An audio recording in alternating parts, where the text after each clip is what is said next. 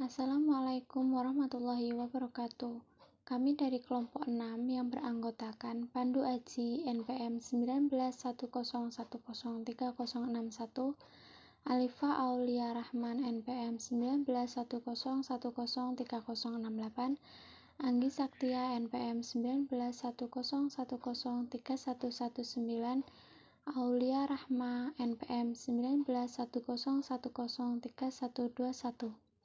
Di sini kami akan mempresentasikan tentang mengukur, menilai, dan membandingkan perusahaan PT Sido Muncul Tbk atau Sido dan PT Mustika Ratu Tbk atau MRAT. Yang pertama yaitu rasio likuiditas current ratio.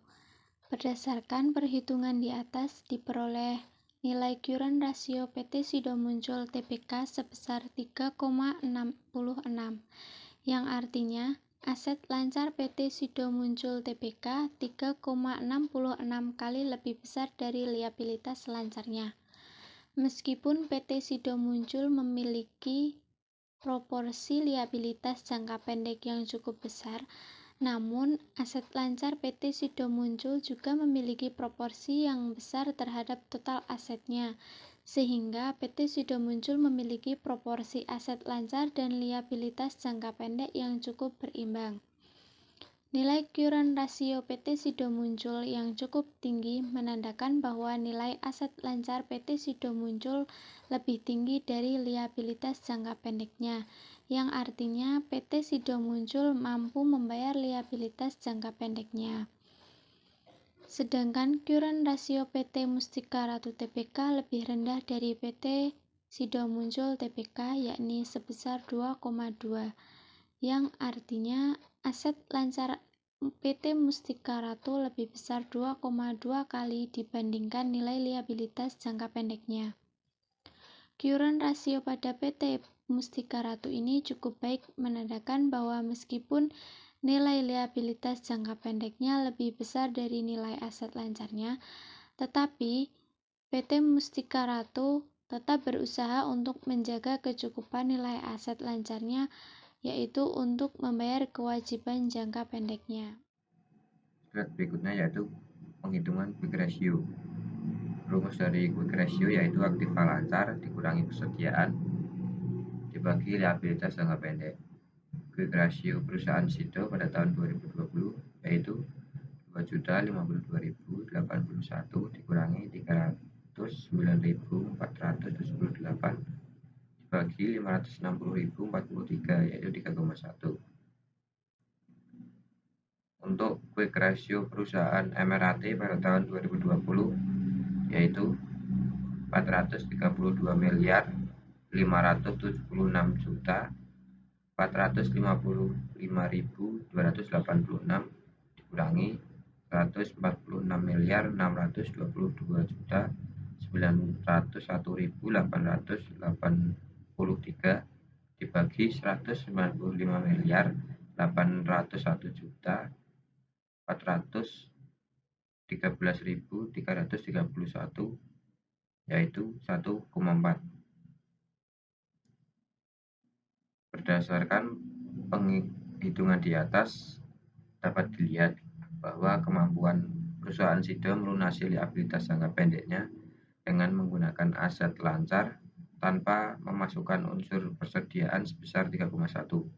Artinya, nilai aset lancar perusahaan Sido tanpa memasukkan nilai persediaan lebih besar 3,1 kali daripada nilai liabilitas jangka pendeknya, sehingga perusahaan dapat membayar liabilitas jangka pendeknya dengan menggunakan aset yang paling liquid cukup tinggi.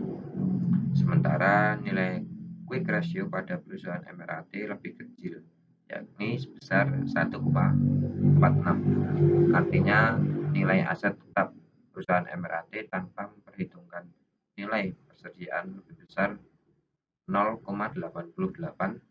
kali daripada nilai liabilitas jangka pendeknya, sehingga perusahaan MRAT masih punya kemampuan untuk memenuhi kewajiban jangka pendeknya. Slide berikutnya yaitu penghitungan cash ratio. Rumus dari cash ratio itu sendiri yaitu kas dan setara kas dibagi liabilitas jangka pendek. cash ratio SIDO pada tahun 2020 yaitu 1.31.954 dibagi 560.043 yaitu 1,84. Untuk cash ratio MRAT pada tahun 2020 yaitu 11.995.694.524 dibagi 195.801.413.331 yaitu 0,06. Berdasarkan perhitungan di atas diperoleh nilai cash ratio PT atau perusahaan SIDO sebesar 1,84. Artinya nilai kas dan setara kas perusahaan senilai 184% dari total liabilitas jangka pendek perusahaan. Meskipun nilai kas dan setara kas cukup tinggi, namun kas dan setara kas yang dimiliki perusahaan mempunyai proporsi yang kecil terhadap keseluruhan aset perusahaan, sehingga untuk memenuhi kewajibannya, perusahaan perlu menggunakan aktiva lainnya. Sedangkan nilai cash ratio dari perusahaan MRAT hanya sebesar 0,06. Artinya, kas dan setara kas hanya memiliki proporsi 6% dari total liabilitas jangka pendeknya. Kas dan setara kas yang dimiliki belum cukup untuk membayar liabilitas jangka pendeknya. Sehingga untuk memenuhi kewajiban jangka pendeknya, perusahaan perlu menggunakan aktiva lainnya selain kas dan setara kas. Yang selanjutnya ada rasio pengelolaan aset. Di rasio pengelolaan aset terdapat inventory turnover. Inventory turnover didapat dari rumus inventory turnover sama dengan beban pokok penjualan dibagi persediaan. Nah, inventory turnover pada PT SIDO Muncul di tahun 2020 adalah sebagai berikut. Inventory turnover sama dengan Rp1.496.628 dibagi Rp309.478 sama dengan 4,83. Nah, sedangkan pada PT Mustika Ratu, inventory turnover di tahun 2020 adalah sebagai berikut. Inventory turnover sama dengan Rp113.999.955.107 dibagi Rp146.622.901.883 sama dengan 0,77. Nah, kesimpulan yang dapat ditarik berdasarkan perhitungan di atas, nilai inventory turnover pada PT SIDO Muncul sebesar 4,83 kali. Artinya perputaran produk konsumtif cepat laku di pasaran. Terbukti dari nilai inventory turnover yang cukup tinggi. Sedangkan pada PT Mustika Ratu, nilai inventory turnovernya sebesar 0,77. Selanjutnya kita masuk ke receivable turnover. Nah, receivable turnover didapat dari rumus penjualan dibagi piutang usaha. Untuk penjualan piutang usaha receivable turnover di PT SIDO Muncul pada tahun 2020 adalah sebagai berikut. Receivable turnover sama dengan Rp3.335.411 dibagi Rp296.885 sama dengan 11,23. Nah, penjualan piutang usaha receivable turnover di PT Mustika Ratu pada tahun 2020 adalah sebagai berikut. Receivable turnover sama dengan Rp318.489.475 dibagi Rp215.136.542.425 sama dengan 1,48. Nah, kesimpulan yang didapat adalah berdasarkan perhitungan di atas, nilai receivable turnover pada PT SIDO Muncul sebesar 11,23. Artinya nilai penjualan perusahaan sebesar 11,23 kali lebih besar dari saldo piutangnya receivable turnover, menunjukkan efisiensi manajemen dalam mengelola piutangnya.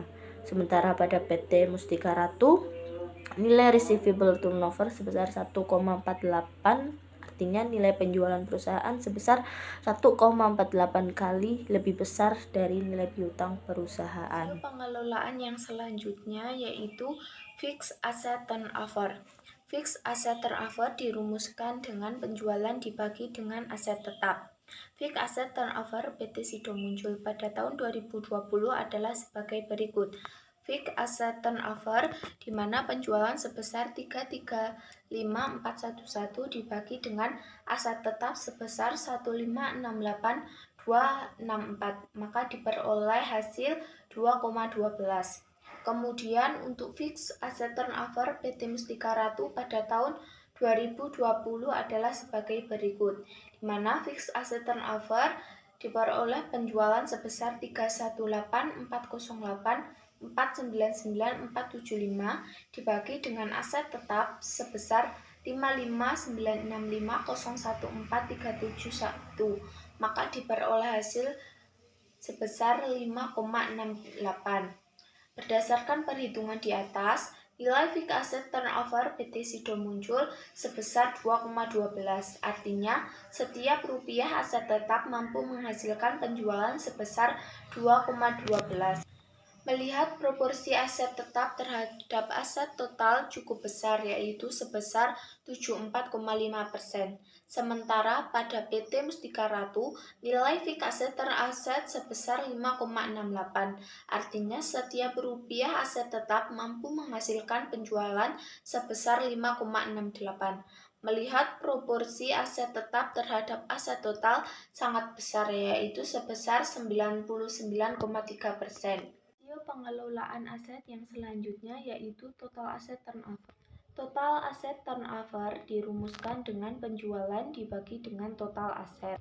Total asset turnover PT Sido Muncul pada tahun 2020 adalah sebagai berikut.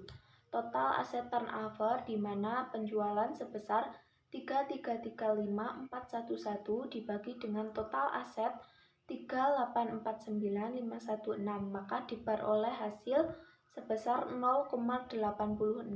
Kemudian untuk total aset turnover PT Mustika Ratu pada tahun 2020 adalah sebagai berikut. Total aset turnover di mana penjualan sebesar 318.408.499.475 dibagi dengan total aset sebesar 559.795.937.451, maka diperoleh hasil 0,56. Berdasarkan perhitungan di atas, diperoleh nilai total aset turnover pada PT Sido Muncul sebesar 0,86. Artinya penjualan yang diperoleh Sido Muncul hanya 0,86 kali lebih besar dari total aset yang diinvestasikan. Sementara nilai total aset turnover pada PT Mustika Ratu sebesar 0,56, yang artinya penjualan yang diperoleh Mustika Ratu hanya 0,56 kali lebih besar dari total aset yang diinvestasikan. Sekian presentasi dari kelompok kami. Apabila ada kurang dan salahnya, kami mohon maaf. Wassalamualaikum warahmatullahi wabarakatuh.